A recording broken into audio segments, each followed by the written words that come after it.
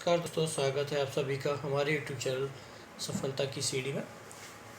तो दोस्तों, ये हमारी वीडियो है जो कि हम आपको करा रहे थे एनटीए नेट दिसंबर 2019 के पेपर को सॉल्व करा रहे थे व्याख्या सहित।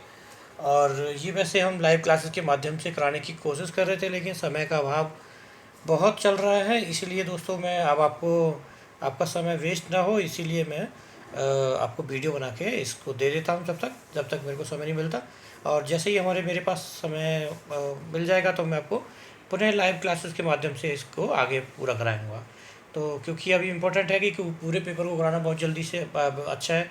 और हो सकता है दोस्तों एग्ज़ाम की डेट भी आ जाए, क्योंकि कुछ नोटिफिकेशंस आ जाए हैं जिसमें आपको अपना सेंटर वगैरह को चेंज कर सकते हैं, मॉडिफाई कर सकते हैं।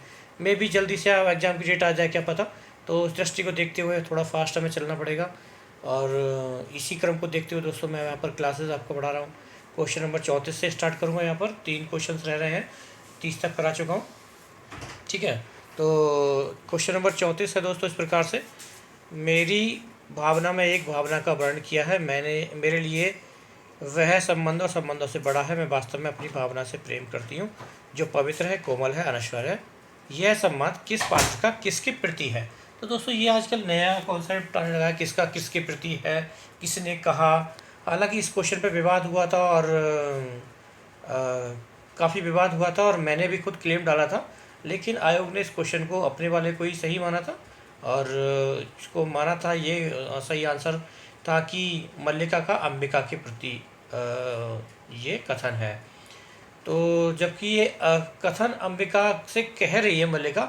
और अगर भावना की बात की जाए तो अभी भी मेरे को पता नहीं क्यों कन्फ्यूजन लगता है कि ये किसके प्रति वाली बात अगर आती है, भावना की बात आती है प्रति, तो वो सही नहीं है, सिर्फ कह ही रही है। क्या जो भी है, मैं आपको इसका एक्सप्लेनेशन दिखा देता हूँ। सही आंसर था कि मल्लिका का अंबिका के प्रति यह कथन है। यह संवाद मोहन डाके द्वारा रचित नाटक आषाढ़ का एक दिन से लिया गया है, प्रथम अंक से लिया गया है। दोस्तों, यहाँ ये बात रखनी होगी कि कौन से अंक से लिया गया है, प्रथम अंक से, क्योंकि आगे पूछा सकता है अंक के बारे में। तो मल्लिका अंबिका से कहती है, मैं जानती हूँ माँ, अपवाद होता है, तुम्हारे दुख की बात भी जानती हूँ, फिर भी मुझे अपराध का अनुभव नहीं होता। मैंने भावना में एक भावना का वर्णन किया है। मेरे लिए वह संबंध और संबंधों से बड़ा है। मैं वास्तव में अपनी भावना से प्रेम करती हूँ, जो पवित्र है, कोमल है, अनश्वर है। अतः विकल्प सही, तीसरा सही ये दिया है। और चलो जो भी है, अब इस पर हम चर्चा नहीं करेंगे।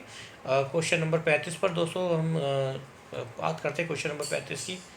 क्वेश्चन नंबर 35 है दोस्तों, निम्नलिखित में से कौन सा निबंध रामचंद्र शुक्ल का द्वारा रचित नहीं है? निबंधों पर दोस्तों प्रश्न आया था रामचंद्र शुक्ल पर।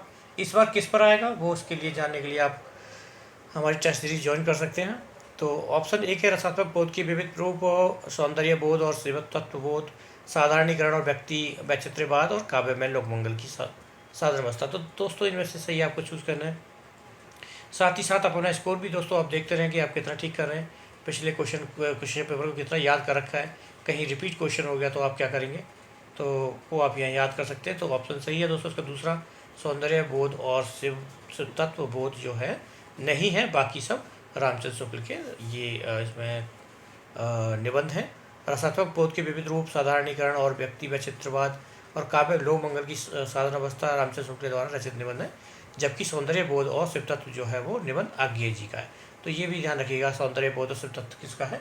अज्ञेय जी का निबंध है। अगली बार क्या पता यहाँ से प्रश्न ना पूछ लिया जाए। क्वेश्चन नंबर 6 है दोस्तों, प्लेटो के अनुसार एक समर्थ कवि काव्य रचना किस प्रकार करता है? तो ऑप्शन 4 है, किसी सचेष्ट कलात्मक प्रेरणा की अपेक्षा देवी शक्ति से प्रेरित और अभिभूत होकर, सचेष्ट कलात्मक प्रेरणा और देवी शक्ति से अभिभूत होकर, देवी शक्ति की भूमिका से निरपेक्ष कलात्मक प्रेरणा द्वारा, और अपने वैज्ञानिक ज्ञान के समय प्रयोग द्वारा। दोस्तों, ये सब चीज़ मैं आपको पढ़ा चुका हूँ। आपने देखा होगा दोस्तों, मैं का पाश्चात्य काव्य शास्त्र की एक पूरी यूनिट है दोस्तों, आप देख सकते हैं मेरे प्लेलिस्ट में, वहाँ पर आपको मैं पूरा पढ़ा चुका हूँ। तो सही आंसर दोस्तों ऑप्शन 1 है इसमें, किसी सचेष्ट कलात्मक प्रेरणा की अपेक्षा दैवी शक्ति से प्रेरित हो और अभिभूत होकर जो है एक कवि काव्य रचना करता है। ठीक है, तो ये इसका एक्सप्लेनेशन दोस्तों आप देख लीजिएगा, पढ़ लीजिएगा। और क्या कहता है साथ में, कहता है कि ये वही सेम बात है दोस्तों, इसमें कोई एक्सप्लेनेशन में एक्स्ट्रा नहीं दिया है। ठीक है, तो ये क्वेश्चन नंबर 36 हुआ दोस्तों। क्वेश्चन नंबर 37 पर चलते हैं।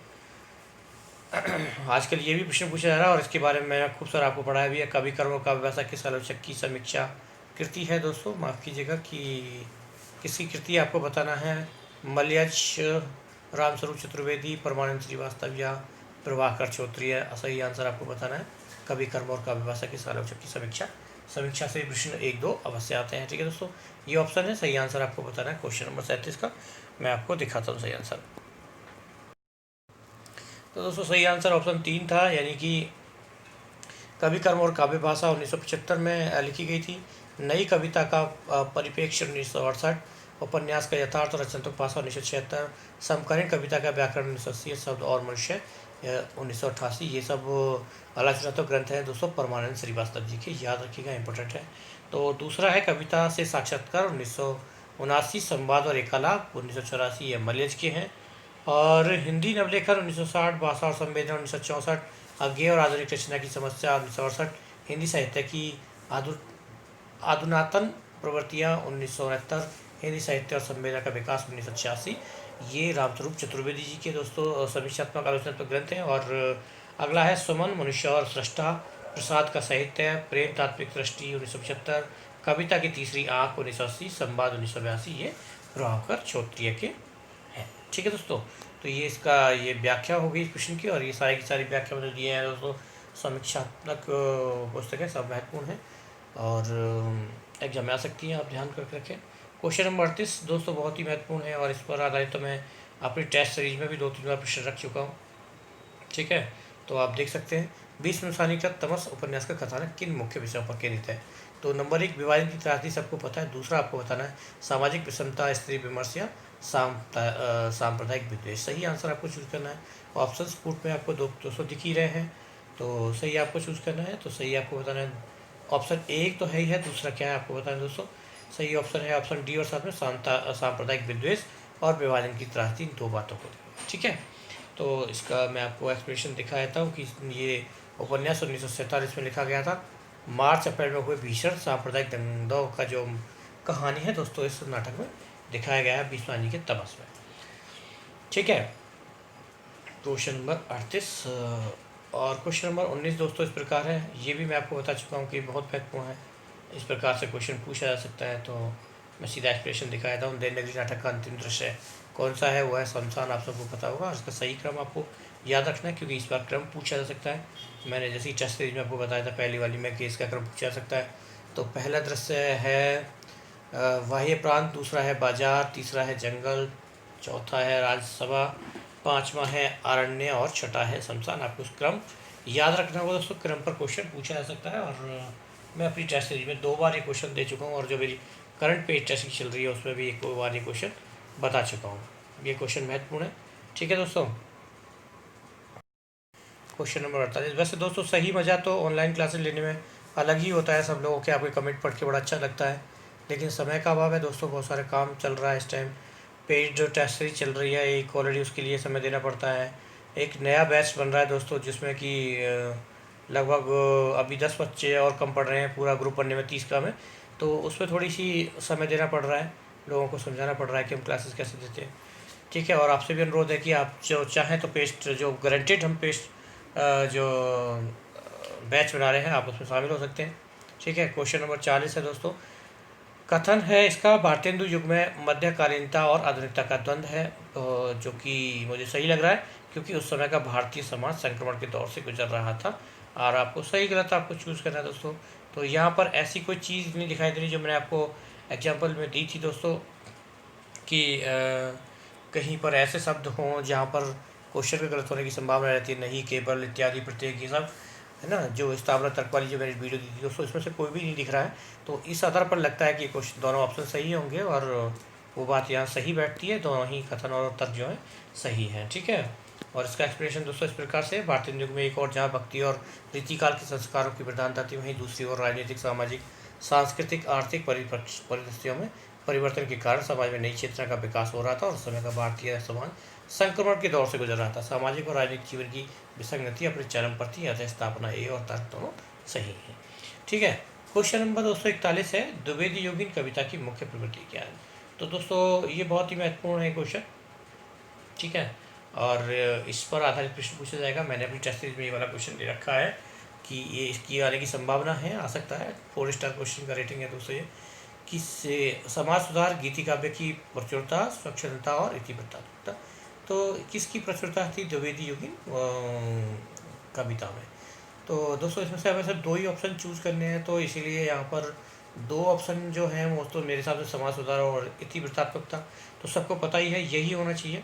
हाँ, यही है ऑप्शन में भी, इतिवृत्तात्मकता। और वैसे अगर कही जाए गीति काव्य की प्रचुरता नहीं थी, लेकिन गीति काव्य द्विवेदी युग में लिखे गए थे। ठीक है, तो यहाँ पर ये थोड़ी सी बात ध्यान रखने लायक, एक थोड़ा कन्फ्यूजन कर सकता है आपको कि समाज सुधार की जगह आप गीति काव्य न लिख दिया हो आपने। और स्वच्छंदता सबको पता है छायावादी युग की विशेषता है, प्रवृत्ति है। ठीक है, तो अभी हमारी इस पर वीडियो बनानी बाकी रह गई है दोस्तों, इस पर बहुत जल्द मैं वीडियो आपको बना के दूंगा प्रवृत्तियों पर, द्विवेदी युग और भारतेंदु युग, द्विवेदी युग और छायावाद पर, तीनों पर रह गई है। प्रगतिवाद प्रयोगवाद पर दोस्तों मैं बना चुका हूँ, वहाँ आप देख सकते हैं। ठीक है, तो द्विवेदी युग का नामकरण दोस्तों आचार्य महावीर प्रसाद द्विवेदी के नाम पर हुआ है, जो करण की प्रवृत्ति, अस्पृश्य समाज सुधार, इतिवृत्तात्मकता, देशभक्ति, बुद्धिवाद का प्रबंध, स्वच्छंद प्रवृत्ति, चित्रण, अनुवाद की प्रवृत्ति, नवीन साधारण विषयों का चयन और भाषा का परिवर्तन, ये। और दोस्तों देखो यहाँ पर गीति काव्य की प्रचुरता छायावाद की प्रवृत्ति है। ओके, गीति काव्य जो है वो छायावाद की है, वो मैंने कहा था कि गीति काव्य लिखे जरूर गए थे लेकिन प्रचुरता नहीं थी, वो छायावाद की प्रवृत्ति है और रहस्य स्वच्छंदता है सब। ठीक है, तो ये छायावाद की प्रवृत्ति हो गई। अगला है दोस्तों क्वेश्चन नंबर है 42। माफ़ कीजिएगा, मैं आपको आंसर दिखा ही चुका हूँ तो कोई बात नहीं, अब मैं आपको एक्सप्लेनेशन सही से दिखा देता हूँ। शास्त्रानुसार अर्थ प्रकृति के प्रकार हैं यत्न, विमर्श, बीज बंधु। दोस्तों कई बार मैं अपने टेस्ट सीरीज में और यूनिट टेस्ट में भी ये प्रश्न रख चुका हूँ, बहुत महत्वपूर्ण है। और इस पर आधारित क्वेश्चन दोस्तों पाँच या छः क्वेश्चन टोटल बनते हैं दोस्तों, सिर्फ इसमें मात्र 5 या 6 क्वेश्चन टोटल मात्र बनते हैं। अपने टेस्ट सीरीज में 5-6 क्वेश्चन आएंगे, उन 5-6 क्वेश्चनों में से ही एक क्वेश्चन आएगा इस पर आधारित, अगर ये क्वेश्चन रिपीट होता है तो। ठीक है, तो आप खुद भी सोचिएगा क्या हो सकता है, ठीक है, कि क्या आ सकता है, तो आप खुद भी सोचिएगा। तो सही आंसर मैं आपको दोस्तों उसको बता देता हूँ। तो ये था अर्थ प्रकृति। तो दोस्तों अर्थ प्रकृति होती है 5, बीज, बिंदु, पताका, प्रक्रिया और कार्यावस्था होती है प्रयत्न, प्रारंभ, प्रयत्न, प्रत्याशा, निताप्ति और फलागम। संध्या होती है मुख, प्रतिमुख, गर्भ, विमर्श, अवमर्श और निवारण। दोस्तों इस पर मेरी एक पूरी वीडियो है और सबके बारे में डिटेल से बताया गया है, आप मेरी प्लेलिस्ट में देख सकते हैं। ठीक है, नाटक पर आधारित। ठीक है दोस्तों, तो ये था क्वेश्चन नंबर 42। अब चलते हैं दोस्तों क्वेश्चन नंबर 43 पर। क्वेश्चन नंबर 43 है सिद्ध हेमचंद्र शब्दानुशासन किस तरह का ग्रंथ है। बहुत ही पुराना क्वेश्चन, रिपीट क्वेश्चन दोस्तों, बार बार आया, कई बार पूछा चुका है, सबको पता है व्याकरण संबंधी है हेमचंद्र शब्दानुशासन, फिर भी आप इसको याद रखिएगा। इसके अतिरिक्त दोस्तों त्रिषष्टि शलाका, पुरुष चरित्र, देसी नाममाला कोश तथा कुमारपाल चरित आदि ही इनकी प्रसिद्ध रचनाएं भी हैं, ये भी आप ध्यान रखिएगा, कभी कुछ और ना पूछ ली जाए। ठीक है, तो बहुत अच्छा दोस्तों, इस बुक में बहुत अच्छा विश्लेषण यानी व्याख्या दी गई है दोस्तों, अच्छे से एक्सप्लेन किया गया है, बहुत अच्छी बुक है दोस्तों। अगर आप किसी को भी बुक चाहिए तो आप मुझसे संपर्क कर सकते हैं मेरे नंबर पर, और ये बुक आपको मार्केट रेट से सस्ती हम आपको अवेलेबल करा देंगे। ठीक है, क्वेश्चन नंबर 244, फिर ये क्वेश्चन इंपॉर्टेंट आ गया जो रिपीट हो सकता है, वो है क्वेश्चन ये, भारत भारती के निम्नलिखित संबंध में से कौन सा कथन सही है कि भारत भारती की रचना मुसद्दत से मद्दो जजरेश इस्लाम की प्रेरणा से हुई, राष्ट्रीय संस्कृति क्षेत्र जगाने में कृति विफल रही, गुप्त जी भारत दर्पण के लेखक ब्रजमोहन दत्तात्रेय कैफी से भी प्रभावित थे। इसमें आधांत भारत की दयनीय स्थिति का वर्णन किया गया है, निम्नलिखित में से सही विकल्प आपको चुनना है। दो इसमें से सही है दोस्तों, दो गलत है, आपको चुनना है। तो दोस्तों एक तो पहली वाली तो बात बिल्कुल ठीक है कि पहला प्रश्न तो सही है, ठीक है, माफ़ करना रोटेट हो जाती है इसकी, भारत भारती की रचना मुसद्दत वाली जो है तो सही है। और दूसरा दोस्तों इसमें सही है, गुप्त जी भारत दर्पण के जो लेखक हैं ब्रजमोहन दत्तात्रेय के भी उससे भी प्रभावित थे, यह बात भी सत्य है। ठीक है, तो क्वेश्चन नंबर 44 का जो भी आंसर बनेगा उसमें ए और सी सही होंगे, देखते हैं क्या होता है। ठीक है, ए और सी है सही दोस्तों पहले में, और पहला ही ठीक है, बिल्कुल ठीक है दोस्तों। तो ये आपको याद रखना होगा, मैं आपको पढ़ा चुका हूँ ये बात, आपको यूनिट 5 की मेरी वीडियो आप लाइव क्लासेस वाली देख सकते हैं, वहाँ पर मैं ये सब कुछ पढ़ा चुका हूँ, टोटल का टोटल बहुत ही महत्वपूर्ण है। ठीक है, सही में एक्सप्लेनेशन दिया दोस्तों, उसमें ज़्यादा कुछ देखने की आवश्यकता नहीं है। क्वेश्चन नंबर 45 पर चलते हैं दोस्तों, और क्वेश्चन नंबर 45 भी महत्वपूर्ण है, जो कि प्रकाशन काल के अनुसार निम्नलिखित निबंध संग्रहों का सही अनुक्रम आपको बताना है। और ऑप्शन 4 दोस्तों इस प्रकार से हैं, तो शरीफ की याद आई, अर्धनारीश्वर, अशोक की फूल, श्रृंखला की कड़ियाँ, ये इस प्रकार से दोस्तों चारों हैं। ठीक है, और ऑप्शन 2 में पूरे नहीं दे रखे, तो शायद गड़बड़ कर रखा है, इसमें मिसप्रिंट हो गया है, लेकिन इसका ऑप्शन 3 जो है वो ठीक है, श्रृंखला की कड़ियाँ आपको पता है दोस्तों, और अशोक के फूल महादेव वर्मा की है, अशोक के फूल नज़ारी शरीफ की याद आई है। तो ये क्रम सही है, मैं आपको एक्सप्लेनेशन करके देता हूँ। बहुत सुंदर एक्सप्लेनेशन है दोस्तों इसका। तो श्रृंखला की कड़ी 1942 में महादेव वर्मा जी का था, अशोक के फूल 1948, हजारी प्रसाद द्विवेदी जी का, अर्धनारीश्वर 1952, नामधारी सिंह दिनकर का, शरीफ की याद आई 1995, विद्या निवास मिश्र का। तो दोस्तों आपको यहाँ ये बात याद रखनी है कि शरीफ की याद आई सबसे लेटेस्ट क्या नाम है निबंध संग्रह 1995। आपको दोबारा कहीं आता है तो ध्यान रखना, इसको आपको लास्ट में लगाना है अगर पुराने आते हैं तो। ये ऐसे थोड़ी थोड़ी करके चीज़ें दोस्तों आपको याद रखनी होती हैं, और यही फ़ायदा होता है पुराने पेपर को याद करने का, या कहीं ना कहीं से कोई ना कोई 1-2 पॉइंट आप वहाँ से याद कर लें, ध्यान रख लें। जैसे श्रृंखला की कड़ी आपको 42 याद रहेगा ही रहेगा, और शरीफ की याद आई को आपको याद कर लेना कि ये अंतिम है, तो आप अगला कोई क्वेश्चन आ जाएगा तो वहाँ पर कर लेंगे। ठीक है दोस्तों, तो इस क्लास में इतना ही काफ़ी है, और ये मैंने आपको 10 क्वेश्चन करा दिए, और अगले 10 क्वेश्चन फिर मैं आपको कल पुनः दूंगा और आपको बहुत जल्दी से प्रश्न पत्र को करा दूँगा। ठीक है दोस्तों, आपका दिन शुभ रहे, मिलते हैं फिर अगली वीडियो पर।